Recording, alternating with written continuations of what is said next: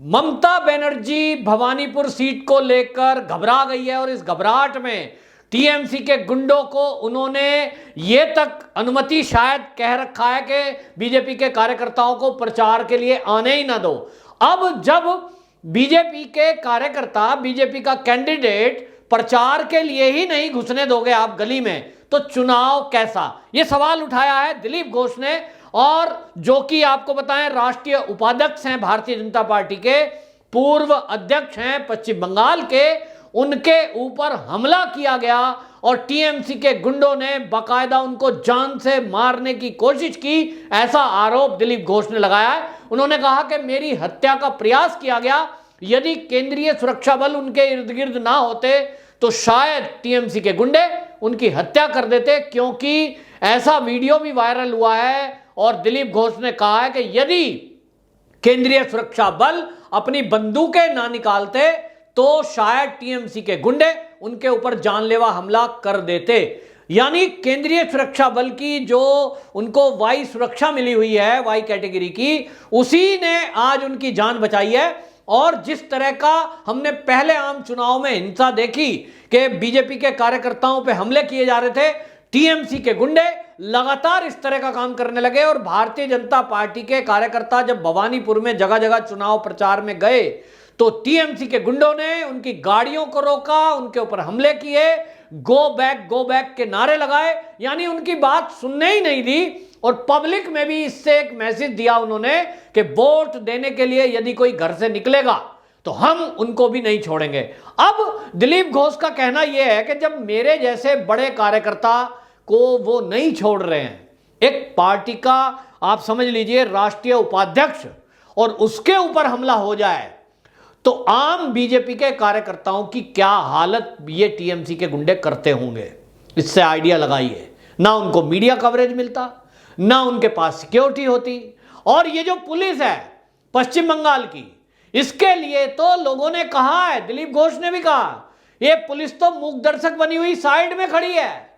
और इतना ही नहीं, पश्चिम बंगाल की पुलिस भी सुरक्षित नहीं है। आपको बता दें, ये जो है उन्होंने बताया दिलीप घोष ने कि मैंने जो टीएमसी छोड़ी थी इसी हिंसा की वजह से छोड़ी थी कभी। और ये हिंसा इस कदर है कि आप देखिए ममता बनर्जी के भाई हैं, वो पुलिस को ही पीट रहे हैं, क्योंकि पुलिस की ड्यूटी लगाई गई है कि आप चुनाव में ड्यूटी करिए। भारतीय जनता पार्टी के अगर कार्यकर्ताओं को डराया धमकाया जाएगा, उन्हें चुनाव प्रचार से रोका जाएगा, तो आपकी ड्यूटी बनती है। जिन पुलिस वालों ने अपने कर्तव्य को निभाने की कोशिश की, ममता बनर्जी के भाइयों ने उन पुलिस वालों की सरेआम पिटाई कर दी। अब इस दहशत में पुलिस के अधिकारी ममता बनर्जी के भाइयों पर कोई कार्रवाई नहीं कर रहे हैं। कैसे करें भाई? एक जैसे हिटलर शाही होती है, इसको कहते हैं हिटलर शाही। ममता बनर्जी की दहशत से उनके भाइयों के ऊपर पिटे हुए पुलिसकर्मी भी एफआईआर तक नहीं करा रहे हैं। इसका मतलब तो पुलिस को भी साफ मैसेज दे दिया कि यदि आप निष्पक्ष चुनाव कराने के लिए कर्तव्य परायण बनोगे, अपनी ड्यूटी निर्वाह करने की कोई कोशिश करेगा पुलिसकर्मी, उसको भी नहीं छोड़ेंगे टीएमसी वाले। तो किसका राज है?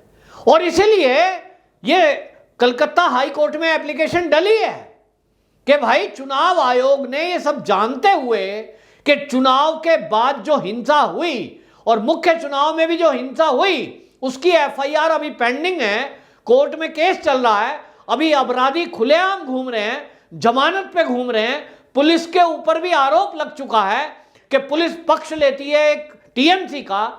कलकत्ता की हाई कोर्ट ने टिप्पणी की है बाकायदा उस पुलिस को लेकर। उन्होंने कहा है कि यहां कानून का नहीं, एक पार्टी का शासन चल रहा है। और इस तरह की टिप्पणी के बाद जब तक वो गुंडे जेल के अंदर बंद नहीं होते जिन्होंने चुनाव के बाद हिंसा को अंजाम दिया या चुनाव के दौरान, तब तक आप चुनाव कराएंगे तो कैसे संभव है कि आम आदमी वोट डालने के लिए आएगा?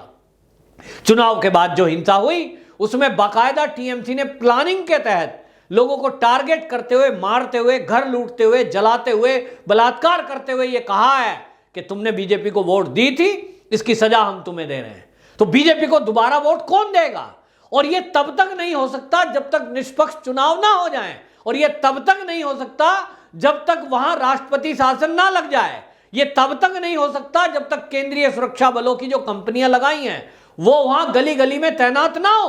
और ये जो तैनाती है, इससे ज्यादा और क्या हो सकता है कि सीआईएसएफ के सिपाही मौजूद हैं, टीएमसी के लोग बम से लैस रहते हैं, हमने देखा। और इसी तरह आपको बताएं, जो बीजेपी के आईटी सेल के अध्यक्ष हैं अमित मालवीय है, उन अमित मालवीय ने भी ट्वीट किया है कि हमको प्रचार से रोक रहे हैं।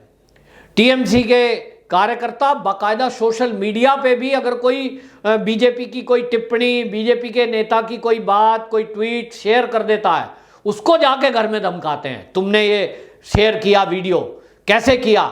अब लोग इतने डरे हुए हैं कि बीजेपी की बात, अगर मोदी जी का कोई उद्बोधन है, कोई जो है जेपी नड्डा की बातचीत है, कोई अमित शाह का भाषण है, उसका अंश अगर शेयर कर रहे हैं तो टीएमसी के गुंडे उसको सोशल मीडिया पे भी शेयर नहीं करने दे रहे।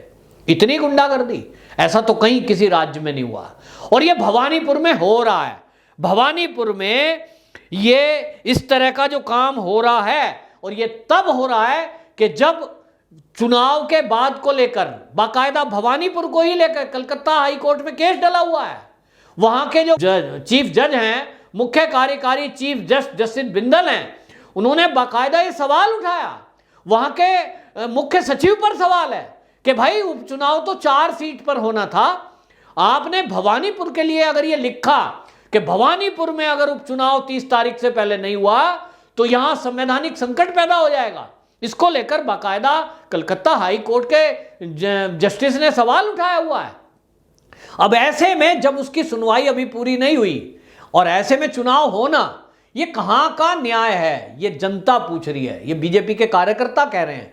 और ये लगता है जब भाई मान लीजिए चुनाव के बाद की हिंसा का कुछ फैसला हो जाता, उसके बाद ये तय होता कि टीएमसी का कितना रोल इस हिंसा के पीछे है, मुख्यमंत्री ने कितनी इसमें दंगाइयों की मदद की है, अभिषेक बनर्जी का क्या रोल है, ये तो अभी पेंडिंग है।